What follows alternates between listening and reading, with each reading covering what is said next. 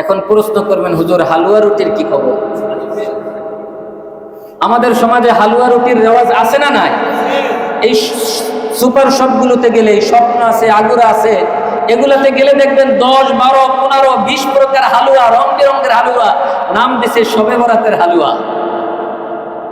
আল্লাহ মাফ করবেন, বান্দা আর বান্দি শুকরিয়া আদায় করে আল্লাহর কাছে কান্নাকাটি করবে, আর তারা ঠাট্টা করে এই দিনে হালুয়া সৃষ্টি করছে।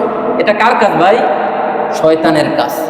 সুতরাং এই হালুয়া রুটির সাথে এই রাত্রের কোনো সম্পর্ক নাই। যারা হালুয়া রুটি বানাইছেন এই রাত্রকে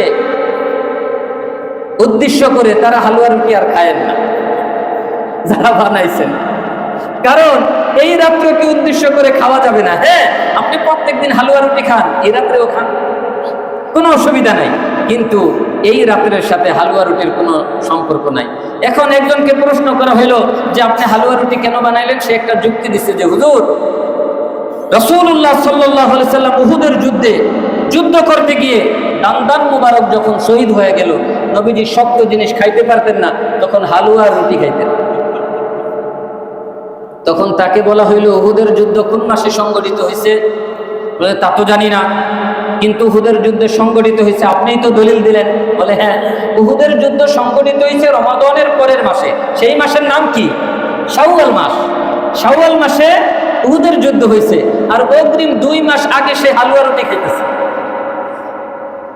এগুলা কি ইসলামের বিধানের সাথে বিদ্রুপ করা নয়? আমার ভাইয়েরা, এটা কোনো মুসলমানের কাজ হতে পারে না। এটা হচ্ছে যারা ইসলামের মধ্যে ইসলামকে প্রশ্নবিদ্ধ করতে চায়, ইসলামের আমলগুলোকে বিতর্কিত করতে চায়, ইসলামের আমলকে উপহাসের পাত্র বানাতে চায়, তাদের কাজ। সুতরাং হালুয়া রুটির সাথে আমাদের কোনো সম্পর্ক নাই।